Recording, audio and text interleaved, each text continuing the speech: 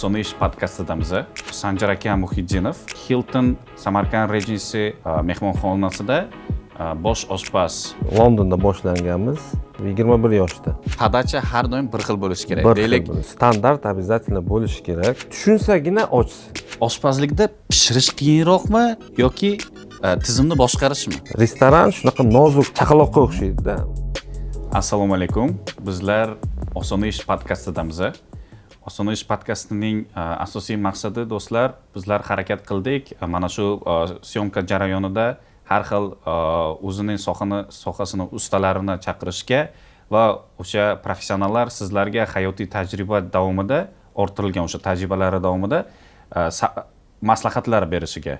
Shuning uchun agar sizga qanaqandir ish o'zingiz yoqtiradigan ish kerak bo'lsa yoki professional komandasi bilan ishlamoqchi bo'lsangiz, siz Osona ish platformasi orqali ushbu professiyalarni topishingiz mumkin.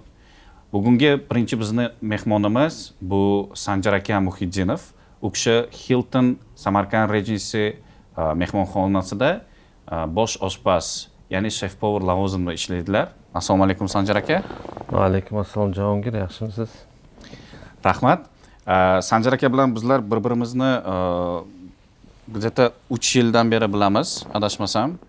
Sanjar aka mana shu Hilton Samarkand Regency brendini o'sha oshxonasini har xil restoranlarini становление deydi-yu, bo'lishiga o'z hissalarini juda ham katta qo'shgan. Lekin Sanjar aka, menda endi men sizni tarixingizni bilaman. Agarda bizlar bizni ko'rayotganlar uchun ozgina o'zingiz haqingizda gapirib bersangiz, o'sha hayotiy mana shu bosqichlaringizni gapirib bersangiz. Avvalambor assalomu alaykum, hurmatli kuzatuvchilar. Xo'p, Hiltonga kelgunimcha juda ko'p o'sha etaplardan, o'sha jarayonlardan o'tdik. Tarix desa ham bo'ladi. Birinchi boshlangan o'sha bu sohani nimasi Londonda boshlanganmiz. Necha yoshda bo'lgansiz? Londonda boshlanganimda 21 yoshda. 21 yoshda, ha. Biz jo'ramiz bilan o'zi hazil akam bo'lgan bu. Boramiz, o'qishga boramiz deb borib qoldik. O'sha payt juda mashhur edi o'sha Angliyaga borish. Bordik. Birinchi maqsadimiz o'sha 3 oy o'qib kelish edi, lekin qaradikki u yerda juda nimalar istiqbol deydi? Katta. Istiqbol, to есть shanslar juda ko'p. Ham o'qisa bo'ladi, yashasa bo'ladi, pul ishlasa bo'ladi. Shuning uchun qolishni tanladik. Shu bilan ishni boshladik-da, restoranga. Qanaqa restoran bo'lgan u? U restoran turetskiy kuxnya bo'lgan. Turetskiy restoranda boshlangan. Juda oson tarafi shunaqaki, biz boshida inglizchani bilmaganmiz. Turetskiy o'sha turk tili bizning tilimizga juda yaqinligi uchun juda bizga oson bo'lgan. U yerda til topish, o'sha ish beruvchi bilan, menejerlar bilan, o'sha yerdagi ishchilar bilan shunaqa qilib boshlanganmiz ishni. Shu bilan davom etib kelyapmiz. Tajribamizni ortyapmiz. Tajribani ko'p shaharlarda nima qilganmiz, proyektlarda, u masalan Moskvada, Kiyevda. Endi Sanjar aka, hamma uchun menimcha qiziq bo'ladi.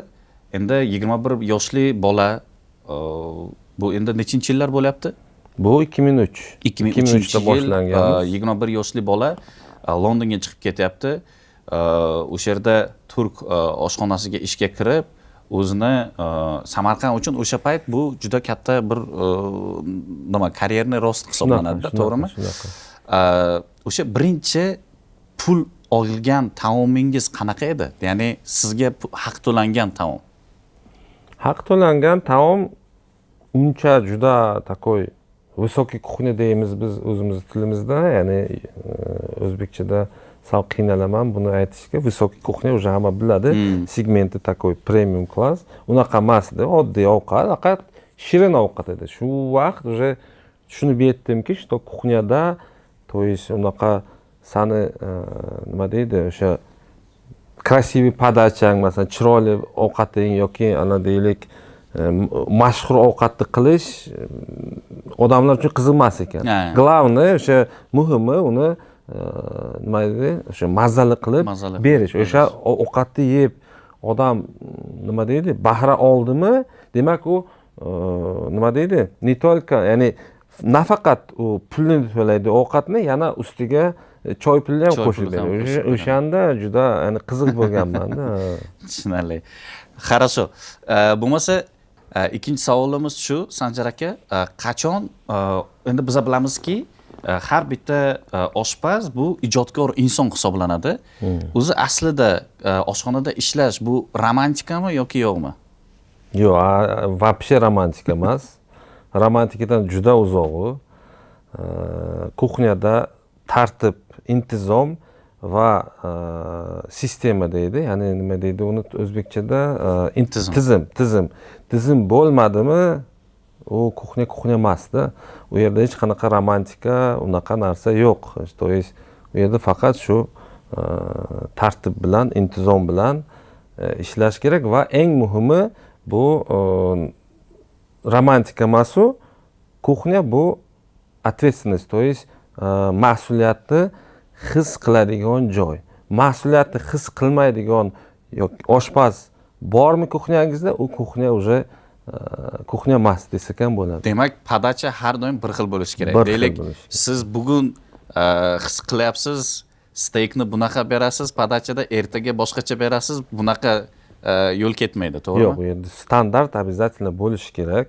Standart bo'lmasa, masalan, deylik siz keldingiz mehmon bo'lib, siz bugun o'sha ovqatni yedingiz, bahra oldingiz, ma'qul bo'ldi. Ertaga shuni siz как бы sarafanni radio deydi-ku, jo'ralaringizga aytdingiz, to'y или oilangizga aytdingiz, ketdik, boramiz o'sha restoranga, shunaqa ovqati bor, shunaqa chiroyli, men rasmni oldim deb kelasizda, ertaga sizga boshqa narsa chiqadi. O'shanda уже siz o'sha o'tgan mehmonlaringiz oldiga уже sal uyalib ham qolasizda. Masalan, u o'sha aytgan, endi ta'riflab bergan ovqatingiz oldingizga chiqmasa, u уже shuning uchun standart обязательно. Standartni podacha обязательно.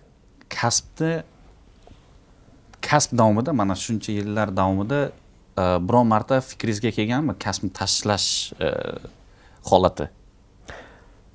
Kasbni tashlash holati yo'q-u, no ishdan ketish fikri doim bo'ladi. Bo'ladi. Qanaqa paytda endi ijodkorlik bitta joyda bir xil ketaversa ham qiziq emas. Unumdorlik bo'lmaydi. Agarki o'sha ish joyingizga, masalan, sizga возможность, то есть imkoniyat berilsa, что yana o'sha ijodingizni kuchaytirishga, o'sha payt u qiziqib qolaverasiz o'sha ishingizga-da. Agar u standartni ketaversa, уже albatta u yerga olgan opitingizni уже olib bo'ldingiz, oshirdi уже. Undan u yerga bilasiz, u yerda уже nima yo'q. Rost yo'q. Shuning uchun siz masalan deylik, o'sha men turist kuxnyadan boshlangan, u yerda doim bir xil standart, u yerda menyu uncha ko'p almashtirmaydi. Уже menga qiziq qolmagani uchun men o'zimni italyanskiy kuxnyaga nima qilganman. Chunki italyanskiy kuxnya ham o'xshaydi-da nimaga. O'sha pizza bo'lsa, bu yerga pide bor. U yerda pasta bo'lsa, bu yerda makarna bor. Salat bo'lsa, bu yerda ham salatasi bor masalan-da. Shunga o'xshash. Shuning uchun men italyanskiy o'sha nima deydi, kuxnyaga qiziqib, italyanskiyga o'tganman. Italyanskiyni уже polni o'rganib bo'lgandan keyin men fransuzcha kuxnyaga o'tganman. Shunaqa. Har doim o'z ishingizda ushlab kelgansiz. Har doim. Lekin hamma joydan ketishimdan oldin rozi qilib, как положено ketganman. Shuni ham maslahat berardim yoshlargaki, o'sha ishda masalan уже qiziqish qolmadimi, o'shani to'g'rilik bilan o'sha rahbaringizga yetkazib, ishingizni o'sha vaqtidan oldin bildirib, keyin уже ketsangiz, любой vaqt, endi qaysi vaqt o'sha ishga qaytib kelsangiz ham, u yana nima deydi, joni bilan sizni qaytarib oladi. Shunday. Endi bu so'zlardan kelib chiqib, yana bitta savol kelyapti. Oshpazlikda pishirish qiyinroqmi yoki tizimni boshqarishmi? Xo'p, ovqat pishirish bu nimadan iborat? Bu retseptdan iborat. U retseptni sizga ham bersam, texnologiyasi bilan qanday pishirishi bilan tushuntirib bersam, uni siz ham pishirasiz. Ну, kim bo'lsa ham pishiradi demoqchiman. Nimaga bo'lmasa, qo'l ta'mi bor deydilar. Deylik, o'sha oshni hamma pishiradi, lekin har kimda har xil. Lekin tizim boshqa. Tizim bo'lmasa, ovqatni pishira olasizmi, pishira olmaysizmi? Foydasi yo'q. Tizim birinchi o'rinda. Sistema birinchi o'rinda. Eng og'ir kun qanaqa bo'ladimi? Endi bilaman, o'zim ham ozgina oshpazlikdan xabarim bor. Zapara degan tushunchalar bo'ladi. O'sha eng og'ir shunaqa kuningiz qanaqa bo'lgan? Eng og'ir kun bo'lgan albatta. Bu tarixda ayta olaman. Masalan, restoranni biznesda, to есть restoran sohasida dushanbadan payshanbagacha bilasiz, quiet day deydi, to есть juda sokin kunlar. Jumadan yakshanbagacha bu aytganingizdek zaparni kunlar. Ya'ni juda ko'p mehmon keladigan. Nega? Chunki juma kuni oxirgi ish kuni hisoblanadi. Shanba, yakshanba kuni dam olish kuni hamma restoranga o'zini ya'ni uradi. Ya'ni restoranga keladi. Shunga shu dushanba kuni o'shanga qarab, ya'ni ish jadvalini ham siz tuzasiz. To'g'rimi? Dushanba kuniga albatta yozilgan juda kam miqdorda oshpazlarni o'sha kuni qanaqangidir bo'lgan obed paytida обычно masalan o'sha kuni rashotingiz 10 kishi keladigan bo'lsa, o'sha bir vaqtda 40 kishi kirib kelganda, u Londonda bo'lgan. To menejergacha, to bilmayman o'sha ofitsiantgacha kuxnyaga kirib bizga yordam bergan. Juda qiyin bo'lgan, lekin chiqdik.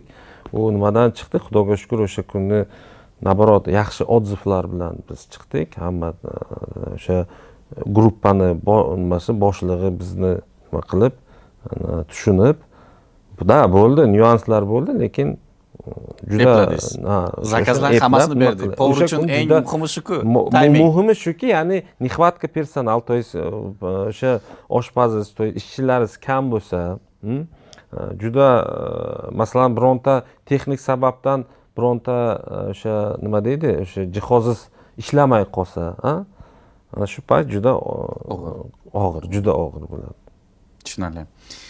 O'zi mana shunaqa paytlarda, deylik, zapara paytlarida mehmonlar tanqid qiladi, to'g'rimi? Qanaqadir momentlar bo'ladi. Endi har bitta o'zi restoran ikkiga bo'linadi-yu, bu zal, bu kuxnya, tanqid degan narsa bor. Endi ovqatingiz yoqmasligi mumkin.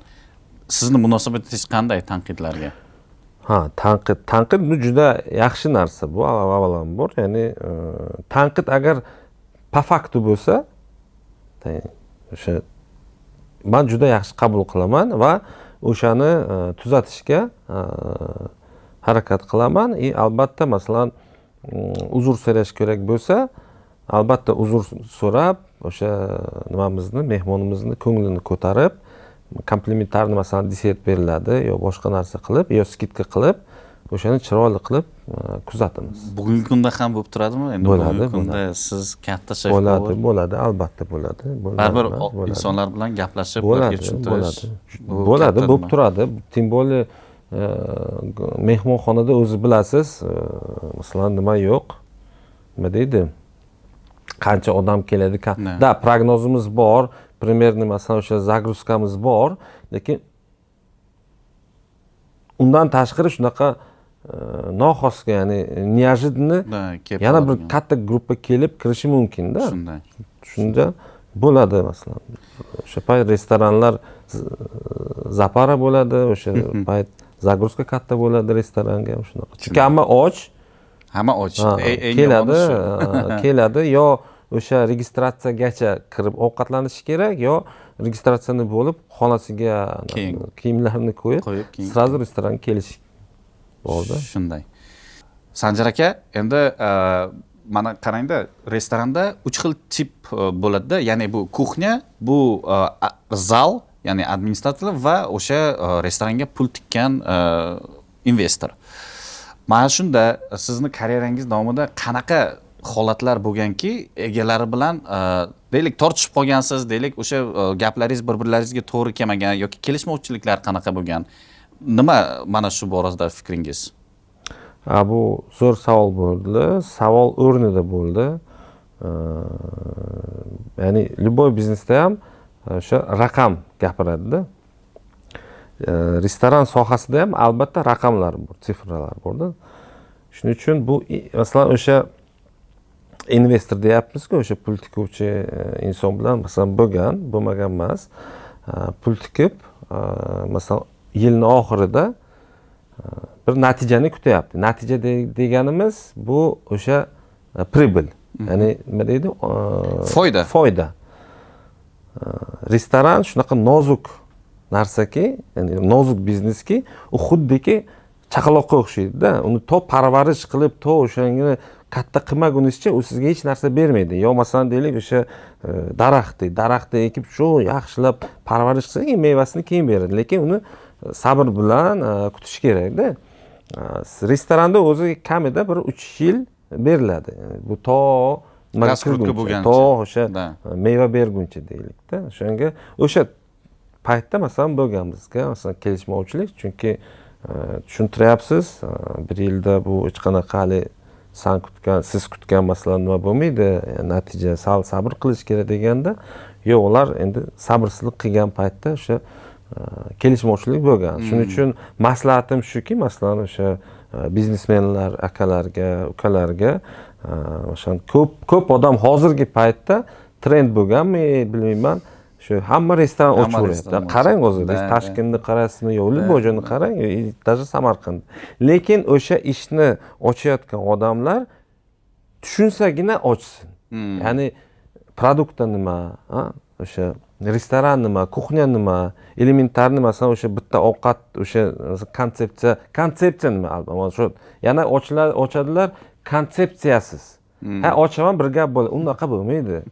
Unaqa bo'lmaydi. Avval konsepsiyani o'ylash kerak, keyin o'shani proyektini chizish kerak, dizaynni qilish kerak, o'shanga moslashtirib menyu qilinadi. Menyudan keyin o'sha probni ovqatlar qilinadi. O'sha jarayonni tushunmasa, pul tikib ochib foydani kutish bu g'irt ahmoqlik deb tushunaman. Yana bitta eng qiziq joyi bor. Bizda ham endi bo'lib turadi. Endi ish jarayonida restoranni katta qilib quradilar, 1000 kishiga qilib, tam 100 ga 100 to'yxona deylik. Keyin keling, bitta maslahat bering, ko'rib keting deganda, hay borasiz. Endi siz chef povur sifatida borsangiz agar, yerda 5 ga 6 kuxnya bo'ladi-da.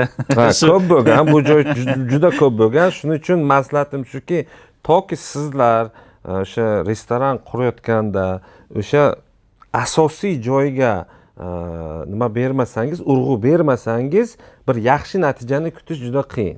Chunki shunaqa qatakdek kuxnyani qilib berasizlarda, usloviyasi yo'q. To есть nima deylik endi, hamma sexi bitta joyda, u noto'g'ri, juda ham noto'g'ri. Masalan, siz tomondan kelsa, sizlarni yopib ketishi mumkin. Endi komandangiz to'g'risida ozgina gapiradigan bo'lsak, o'sha komandangizda qaysi holatni kechirmaysiz?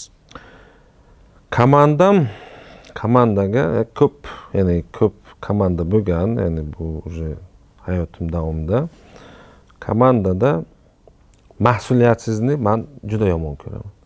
Mas'uliyatsizlik bo'ldimi, ular tomonidan bo'ladi-da, masalan deylik, salatni beryapti-da, yo ovqatni beryapti, ne po standarti, masalan, bir dekoratsiyasini qo'ymagan, sosini qo'ymagan, yo boshqacha o'shani podacha qilgan, o'sha ko'ryapsiz, bo'lmaydi deb уже tanbeh berdingiz, buni o'zgartir degan, o'sha yerda bo'veradi-da desa, u juda yomon narsa. Shuning uchun meni nimam, как бы deviz deydi-ku, mas'uliyatlik juda ya'ni muhim narsa. Kuxnyada, restoranda juda muhim narsa. Oshxonalarga, ya'ni restoranga biznes sifatida qaraydigan bo'lsak, asosan o'sha vkladывать qilingan pul qayerda yo'qoladi? Bu ham juda nima, ko'pincha mana bu ya'ni normal holat, hozirgi restoranchi akalarni nimasiga kost degan narsa bor-da, ana kost degan, o'sha себестоимость. o'shani toki hisoblamasangiz, kelayotgan o'sha restoranga produktlarni narxini bilmasangiz, berayotgan ovqatlarni grammajini kontrol qilmasangiz, o'sha yerda уже pul yo'q bo'lib ketadi. Hech kim o'g'irlamaydi. Sizni o'g'irlamaydi. O'g'irlashi u bor bunaqa holatlar ham bo'lib turadi. Uni ko'rasiz. Kamera bor, boshqa bor, yondagi odamisi bor. Uni darrov bilsa bo'ladi. Lekin o'zi o'sha restoran sohasida yo'qoladigan pul bu o'sha себестоимостni, ya'ni tan narxini kontrol qilmaslik, kelayotgan produktlarni narxini kontrol qilmaslik va o'sha ovqat chiqayotganda masalan o'shani grammajlarni nima kontrol qilmaslik. O'sha yerda o'sha pul kam va yo'qoladi. Toma ko'l bo'lur. Shunaqa. Tarix narxini o'zi chiqarish qiyin jarayonmi? Yo'q, tan narxini biladigan odamga u qiyin emas. Qiyin emas. Yo'q, uncha qiyin emas. Shuncha tajriba ortib, masalan, tan narxini chiqara olmasa, u shef emasda. Ya'ni o'sha oshpaz emas. Mana Samarqandda endi osh juda ham populyarni ovqat hisoblanadi. Bir bizdan ko'rayotganlar bilsa kerak. Soat 1 da Samarqandda yaxshi osh topish bu juda katta savol. Shunda o'zimcha har doim o'ylayman-da, oshni bir marta zo'r qilish mumkin, lekin ikkinchi marta u zo'r bo'lmasligi mumkin-da. Har xil vaziyat bo'lib turadi-yu.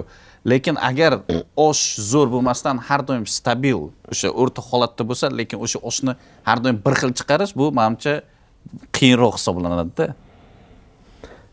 Albatta, bu ham to'g'ri.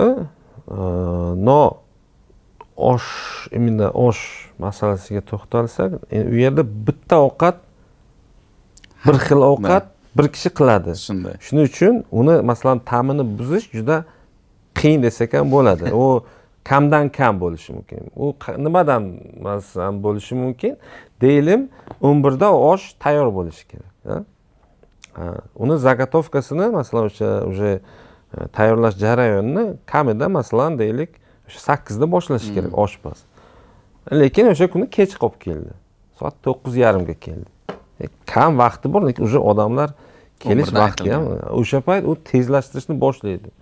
Nima qiladi, operatsiya qilib, har qanaqa nimalarni qilib, muxlevka deydi-ku, muxlevkalarni qilib, o'sha oshni chiqarishni harakat qiladi. Chiqarmasa, gap eshitadi, shuncha odam oshsiz qoladi. Ya'ni unga ishonib kelayotgan o'sha mehmonlar oshsiz qolishini qo'rqib, o'sha payt buzilishi mumkin. O'sha payt meni fikrimda. Jamoani qanday o'rgatasiz? Jamoa shakllantirishda qanaqadir sizni o'zingizga mos xususiyatlaringiz bormi? Bor, albatta shu boyagi aytganimdek tizimdan boshlanadi. O'sha tizimni o'rgansa va ko'ryapsizki, o'sha jamoangizda boyagi bolalar tizimingizga qarab borishni boshlayapti, demak siz o'shalarni yaxshi bir o'sha jamoat tuza olasizda o'shalarni. Ko'rdingizki, o'sha ko'ryapsiz, o'sha u yerda o'sha nima deydi, o'sha tizimni buzayapti yo boshqa qilyapti, o'sha undan foydasi yo'q, uni srazu ishdan chiqarish kerak. O'sha jamoa tuzayotgan paytda uni chiqarish kerak. Shu o'sha tizimni o'rgandimi, o'sha qolgani oson bo'ladi. Oson bo'ladi. Hamma narsani o'rgatish juda oson bo'ladi. Tushunarli. Endi bizani kuzatayotganlar uchun bu qiziq bo'lishi mumkin. Ya'ni yosh xodimlar uchun kimdir ustoz qidiryapti, kimdir hali oshpazlikni nimadan boshlashni bilmaydi. Shularga bir blokimizni hozir ajratsak, o'sha asosan yosh oshpazlarning xatosi nimada bo'ladi? Xatosi tez natija kutish. Kelib oladilar, masalan, ukalarimiz hamma unga u yerda ishlagan, bu yerda ishlagan, kam bo'lmasa. Xo'p deysizda, keyin o'rgatishni boshlaysiz. Ha, mayli, boshida yaxshi olib boradi, yaxshi kesishni, to'y pishirishni, yo ana qaynatishni, yo ana steak pishirishni o'rganib ketib, shu 6 oymi, 8 oymi, 1 yil o'tgandan keyin уже o'zini boshqacha tutishni boshlaydi. Chunki kuxnya shunaqaki, u yerda бесконечность deydi-ku. U yerda zo'rdan zo'r hamma vaqt bor-da. hali menyungizni polni o'rganmay turib, bir ikkita ovqatlarni o'rganib olib, natijani kutadi. Ya'ni natija deganim maoshni ko'taring, nimamni ko'taring, lavozimni ko'taring, bunaqa deyishni boshlaydilar. Shuning uchun sabr u juda muhim. Sabr qilib, o'sha ishni qanoat bilan davom etsa, shefni o'zi uni уже kuzatib boradi. Ya'ni o'ylamanglar, что shef kuxnyada bo'lmasa ham sizlarni ko'rmaydi. Shef doim sizlarni kuzatadi. Doim kuzatib, doim nima qilib, qani bu bola nima menga beradi. Albatta natijangiz yaxshi bo'lsa, vaqt o'tib o'zi uni o'sha nima deydi, o'sha grafik bo'yicha ramkaga solib qo'yadi. O'sha lavozimizni ham ko'taradi, nimangizni ham beradi, maoshingizni ham oshadi. Mana shu. Sanjar aka, keyingi savolimiz shundan iboratki, qanday shef bo'lish mumkin va buni o'z hayotingiz tajribasi asosida aytib bersangiz, ya'ni sizni birinchi kun oshpazlik lavozimiga kelganingizdan shef bo'lganingizcha qancha vaqt talab etilgan va shefda qanaqa o'zi xususiyatlar bo'lishi kerak shef bo'lish uchun? Bu ham yaxshi savol. Va kerakli savol bo'ldi. Sheflikka o'zi endi tayyor bo'lish, o'zi ya'ni his qilish, bu birinchi boyagi yana gap, mas'uliyat. Shu odam mas'uliyatni his qilishni boshladimi, уже u juda ya'ni jiddiy inson o'zi u. To'g'rimi? Birinchi. Bu ikkinchidan albatta bu yaxshi pishirish. Boya aytganingizdek, ovqatlarni standartu chiroyli qilib, mazali qilib pishirish. O'sha fantaziyasiz ham bo'lmaydi hozirgi paytda. Chunki har bir ovqatni masalan qanday modernizировать qilish, qanday chiroyli qilib podacha qilish, qanday o'sha ham chiroyli, ham ta'mi mazali, ham standartni berish masalan. Boyagi cost control degan narsa bor, juda muhim narsa. O'sha jarayonlarni o'tishi, masalan, o'shani o'rganishi, bular hammasi muhim. Albatta hamma joyda nima deydi? Imtihon bor-ku, masalan, hamma joyda o'sha bu bizning ishimizga ham imtihonlar bor. Masalan, o'sha imtihonlarni o'tsa, albatta o'sha unga bir shans va o'sha ishlagan joyidan, ishlagan restorandan boshlashi mumkin masalan. O'sha yerda masalan kamchiligi bo'lsa, boyagi uni shef povri masalan o'sha paytda u brend shef bo'lishi mumkin. Uni kamchiliklarini aytishi mumkin masalan. Hammani nima bo'yicha bo'lsa, London shunaqa shaharki, juda qiziqarli shahar.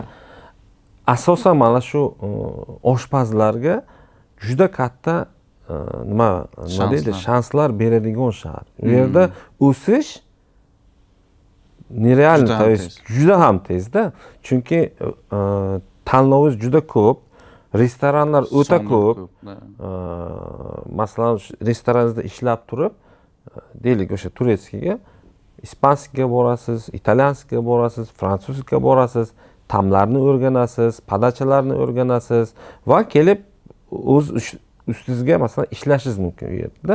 Tajriba tezroq olasiz. Tajriba tezroq olasiz. Shuning uchun meni u yerda birinchi kun shef bor bo'lgani ham qiziqarli bo'lgan. Adashmasam 2005 da boshlangan. 2 yilda. 2 yilda. Chunki men u paytgacha hamma etapini уже o'tdim-da. Masalan, birinchi nonchilikdan nima deydi? Navoiydan boshlanganmiz. Undan keyin frityur deymiz. Faqat qovurish, o'shani o'tganmiz. Keyin plitaga o'tganmiz, to есть горячий ovqatlar, keyin bu yoqqa o'tib, masalan, podachaga o'tib turganmiz, горячий ovqatlarni podachasiga. Keyin alohida o'tib polni холодный sexni o'rganganmiz. Undan keyin borib, endi u yerdagi tizim shunaqa edi bizning restoranga. Undan keyin borib polni заготовочный sexga ishlaganman.